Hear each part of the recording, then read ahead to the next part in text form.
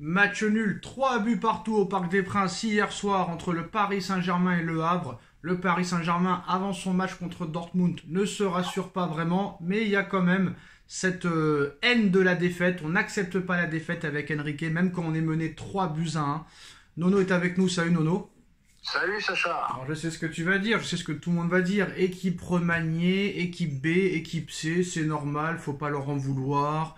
Ils ont la tête à Dortmund. Quoi qu'il en soit, Nono, peut-être qu'il y a la haine de la défaite, c'est très bien. Peut-être que les années précédentes, à 3-1, t'aurais arrêté de jouer. Tu te serais dit, bon, j'ai 11 points d'avance à 4 journées de la fin. J'ai un match très important en Ligue des Champions en demi-finale. C'est pas grave si on perd. Eh ben non, avec Enrique, pas de défaite. Seulement une défaite cette saison, c'était contre Nice au mois de septembre. À 3 buts à 1, Nono, je vais pas te mentir, j'y croyais plus. Je pensais que c'était fini. Et bah, il fait rentrer Gonzalo Ramos. Et 2 minutes plus tard, passe décisive de Gonzalo Ramos. Et Gonzalo Ramos à la 96e minute. Qui égalise et qui est vraiment peut-être la clé de cette fin de saison. En tout cas, à chaque fois que Gonzalo Ramos rentre, il marque, contrairement à Kolo Muani qui a été inexistant, transparent, fantomatique, Casper le fantôme, 90 millions d'euros. Et moi, Nono, ceux qui disent, je sais pas si tu vas dire pareil, mais ceux qui disent que c'était l'équipe B, vous avez le droit de le croire. Mais cette équipe B, calculez combien elle vaut sur le terrain. Et c'est inadmissible de dire qu'avec cette équipe-là, tu n'es pas capable de battre 3. Et ce qui est encore plus honteux et plus inadmissible, Nono, c'est de prendre 3 buts à domicile contre le 16e du classement, Nono. Eh ben Sacha, je vais un peu te rejoindre. Inadmissible ce qui s'est passé. Bon, ils avaient peut-être la tête ailleurs, la fête est gâchée. On va revenir sur ce match. Un Danilo complètement en perdition, un Navas, je suis désolé, Navas n'est plus en rythme, il est temps que ça s'arrête. Voilà, Beraldo, on a vu ses limites. Kolo Muani, faudra m'expliquer qui le voudra et à quel prix. Voilà, satisfaction, comme tu as dit, satisfaction à 3-1. Tu vas aller chercher le match nul. Gonzalo Ramos qui me plaît de plus en plus, un but magnifique en plus. Voilà, malheureusement, la fête a été gâchée et je te rejoins. Il y avait une équipe, qu'on ne me parle pas d'équipe B, C, D, il y avait une équipe qui avait de quoi faire pour battre le Havre. Je suis désolé. Donc, fausse note quand même. De l'autre côté, Dortmund en a pris 4 aussi. Voilà, il va falloir se remobiliser et être champion au plus vite quand même. Alors Nono, on va faire un petit peu prof-élève. Je suis le prof, tu es l'élève. Sans te manquer de respect. Allez. Sans te manquer de respect, Nono. Hein. Sans te manquer de respect, bien sûr. Mais déjà, la première chose, quel est le maillon faible de cette équipe? Enfin, pas le maillon faible, mais le maillon faible au niveau du secteur de jeu. Honnêtement. C'est criant, hein. Hier. C'est criant. Non mais même, depuis toute la saison. Depuis toute la saison, mais surtout hier. C'est quoi les maillons faibles? Le maillon faible dans le secteur de jeu. Ah, le maillon faible, pour moi, c'est la défense. Hein. Encore plus que le milieu de terrain. Hein. Ah, c'est catastrophique même. Ah, la défense catastrophique. Beraldo qui a montré ses limites, je commence à m'inquiéter. Danilo, bon soldat qu'on a toujours défendu. Mais qu'est-ce que tu veux, hier complètement à la rue. Faut dire les choses. Voilà. Alors Nono, j'ai une autre question. J'ai une autre question parce que, comme tu sais ici, hein, je sais pas comment ils ont fait pour avoir leur carte de presse. C'est pas possible d'être aussi mauvais, mais bon, c'est pas grave. Est-ce qu'un jour, quelqu'un va poser la question à Enrique, qu'est-ce qui se passe avec Ugarte? Qu'est-ce que Ugarte a fait à Enrique? Ils se sont frappés, Ugarte lui a piqué sa femme. Il y a quelque chose. Parce que s'il n'est pas titulaire dans un match comme ça, quand est-ce qu'il le sera? Le mec a complètement disparu de la circulation. Il n'existe plus. Où est-il? Eh ben, c'est pas l'habitude d'Enrique de lâcher les joueurs comme ça. Comme tu as dit, il a dû se passer quelque chose. Il est passé de chouchou du Parc des Princes en début de saison, il est passé à indésirable.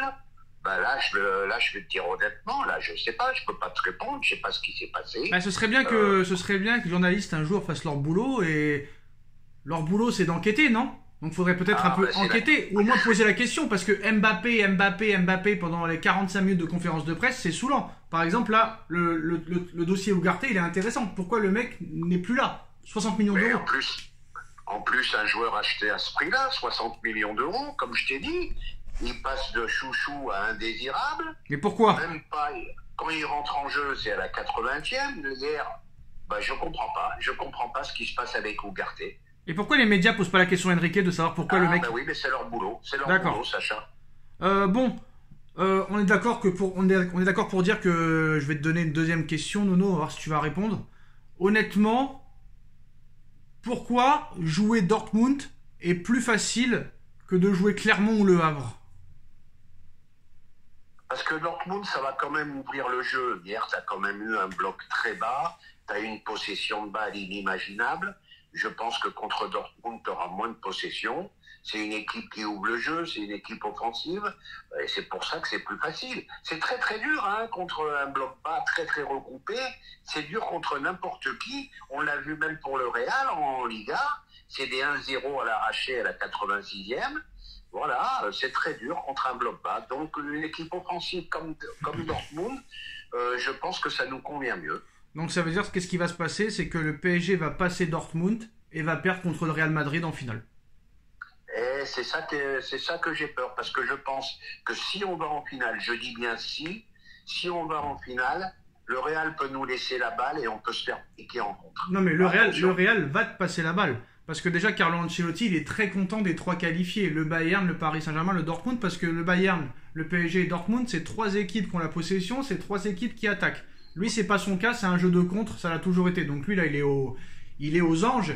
Et c'est sûr et certain qu'on sait très bien que le Real va passer en finale. Tout le monde le sait, pas la peine de se cacher.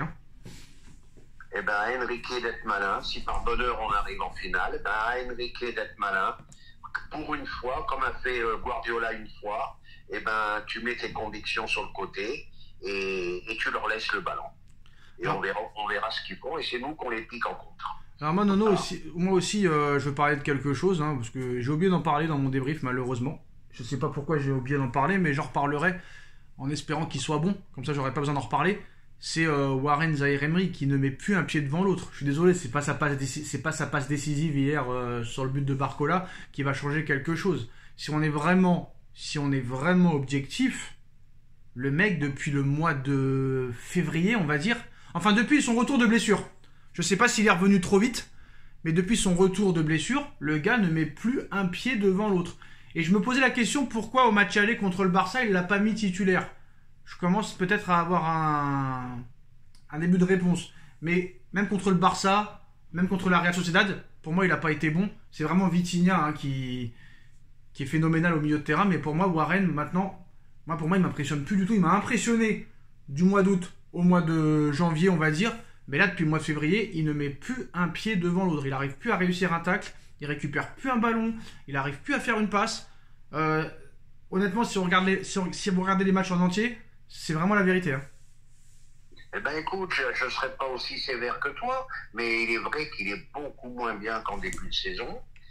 Puis j'avais dit, rappelle-toi, dans plusieurs vidéos, oh les gars, vous allez trop vite, ça y est, titulaire en équipe de France, patata, patata. Il y a eu une hype autour de lui. Je pense que c'était un peu trop. Bon, c'est vrai, depuis sa blessure avec l'équipe de France, il est un petit peu moins bien. Mais là, je lui laisse quand même le bénéfice du doute. Il a quand même un gros potentiel. Ouais, mais depuis quelques mois, le potentiel, on le voit pas.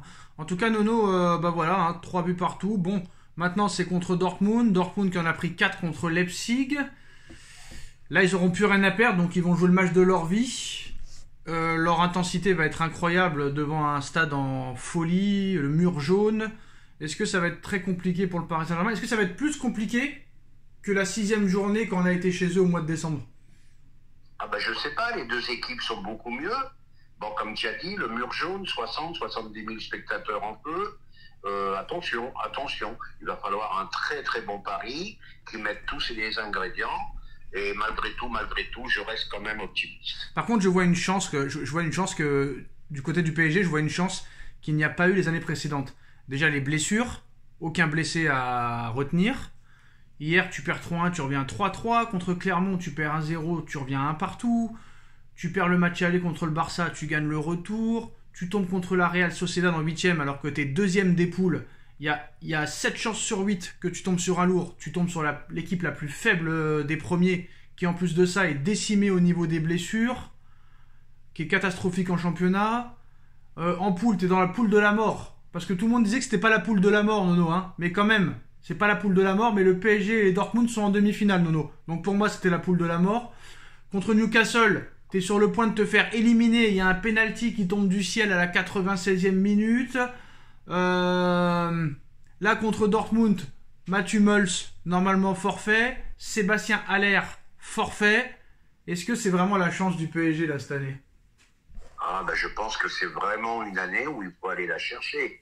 Et comme je le dis souvent, les planètes sont alignées là. Hein.